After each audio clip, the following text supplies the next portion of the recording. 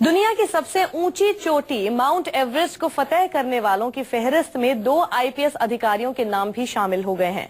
Aparna Kumar Everest फतेह करने वाली पहली आईपीएस बन गई हैं। अपर्णा के अलावा सुहेल शर्मा ने भी एवरेस्ट पर तिरंगा बुलंद किया है।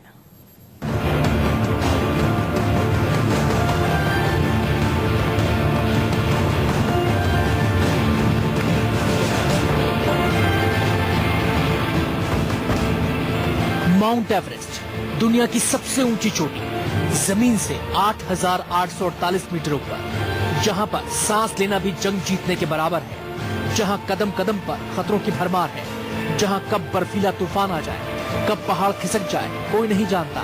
इन तमाम खतरों के बावजूद ये चोटी दुनिया भर के पर्वतारोहियों को अपनी तरफ खींचती है। इस चोटी का मोह ऐसा है कि तमाम हादसों के बावजूद इसे फतेह करने के लिए हर साल लोग कोशिश करते हैं।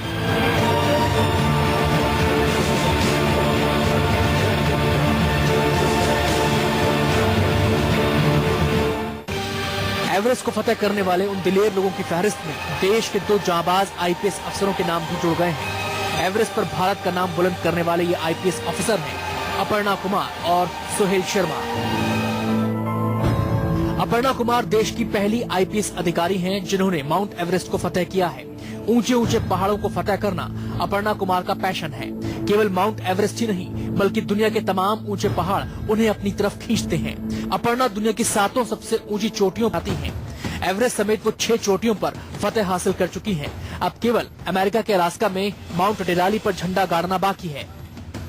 अभी माउंट एवरेस्ट 21 मई को मैंने क्लाइम किया है, तो 6 मेरे 7 समिट्स में 6 हो गए हैं। एक बाकी है जो अलास्का नॉर्थ अमेरिका में है, mount Denali.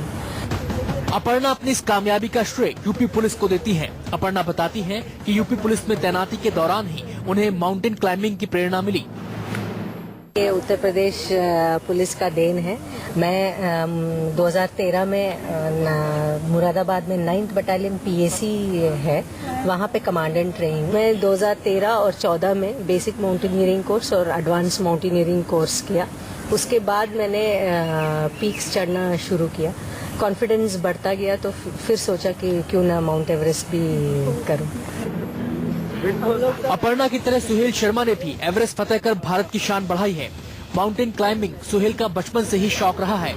Suhail Maharashtra cadre के आईपीएस अफसर हैं, लेकिन वो रहने वाले शिमला के हैं, लिहाजा बचपन से ही पहाड़ उन्हें अपनी तरफ खींचते थे। मैं शिमला में पढ़ा हूँ, तो शिमला में बिकॉज पहाड़ रहते हैं तो पहाड़ों की तरफ मेरा रुचि बहुत पहले से था। पर माउंट एवरेस्ट ख्याल हमेशा रहा बिकॉज वही एक पहाड़ है। It gives you elusive feeling that at least in one direction in this world your journey is complete. Suhail ने पिछले साल भी एवरेस्ट को फतेह करने की कोशिश की थी, लेकिन तब अवलांच आ गया। एवरेस्ट पर गए 66 पर्वतारोहियों की उस हादसे में मौत हो गई। सुहेल के ग्रुप में 22 लोग थे, वो भी हादसे का शिकार हुए, लेकिन सुहेल उस हादसे से बच गए।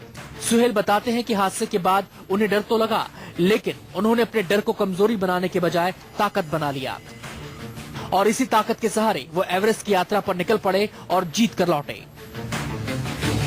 डर आपका मार्गदर्शक हो जाता है जब आपको पता होता है कि आपको उसको पाना है, आपको उसके ऊपर काबू पाना है, तो वो आपका एक मार्गदर्शक हो जाता है।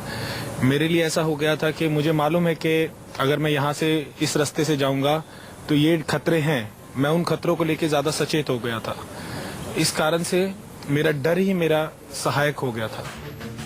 एवरेस्ट यात्रा की ये तस्वीरें सुहेल बड़े फख्र से दिखाते हैं। इन तस्वीरों में आप देख सकते हैं कि सुहेल अपने साथ स्वच्छ भारत और मेक इन इंडिया के बैनर पोस्टर भी लेकर गए थे।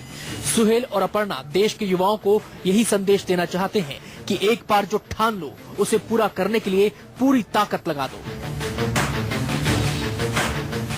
प्रशांत गुप्ता, न्यूज़ 24 दिल्ली।